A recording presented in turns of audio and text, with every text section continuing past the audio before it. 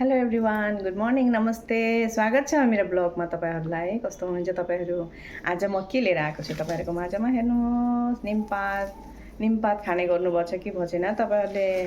अब सुरु गर्नुहोस् निमपात। अब ठन्डा दिन लाग्दैछ, खोकी सर्दी मान्छेहरूलाई ठिक हुँदैन, एलर्जी हुन्छ। अनि अहिले अब लाइफस्टाइल पनि हाम्रो ठिक छैन, ओइली खाना खान्छौँ हामीले, पोल्युसनको जमाना छ। अनि अनहेल्दी खानाले हामीलाई कति पेटमा एफेक्ट गरिरहेको छ त्यो हामीले बुझ्दैनौँ। त अहिले अब ठन्डा दिन सुरु हुँदैछ, अहिलेबाटै तपाईँहरूले सुरु गर्नुहोस्। धेरै सर्दी खाँसी एलर्जी हुनेवाला छ। अनि अहिलेबाटै तपाईँहरूले के गर्नुहुन्छ भने 2-4वटा निमको पत्ता लिनुहोस्। 2-4वटा यसरी चुडेर 2-4वटा निमको पत्ता लिएर धुलाउनुहोस्। धुलाएर तपाईँहरूले गरम पानी गरेर 2-4वटा गरम पानी गरेर यसरी हेर्नुहोस्, धुवा पनि निस्किरहेको छ। गरम पानी गरेर यसरी ढाकेर राख्नुहोस्। अनि काम गर्दै गर्नुहोस्। आफ्नो तपाईँको घरमा के काम हुन्छ काम गर्दै गर्नुहोस्। तपाईँको बच्चालाई पनि खुवाउनुहोस्, सानो बच्चाहरूलाई पनि।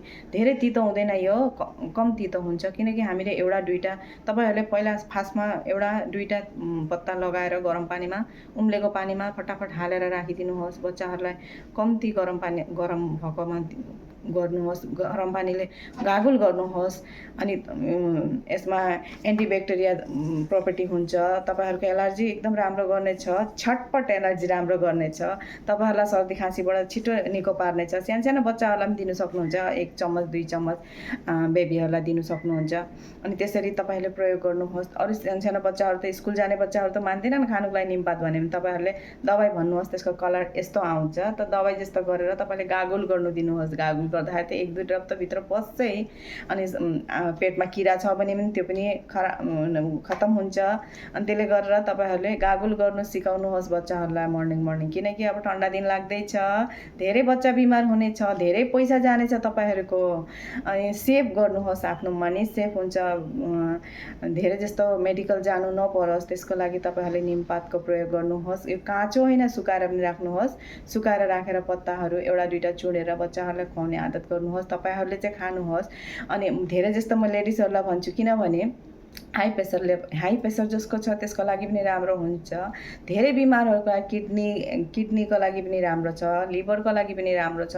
धेरै गुण जब हाम्रो घरमा छ तब किन युज नगर्ने? तपाईँहरूको हस्बेन्डहरूलाई पनि अलिअलि गरेर यो खुवाउनुहोस्। किनकि हस्बेन्डहरूलाई पनि धेरै जस्तो किडनीको प्रब्लम हुन्छ, लिभरमा पनि प्रब्लम हुन्छ। त सबैलाई राम्रो छ। सबै बुढाबुढीबाट लिएर बच्चाहरूलाई पनि यो निमपातको धेरै, हामी हर मेडिकलमा जान्छौँ, सबैमा निमपातको हुन्छ।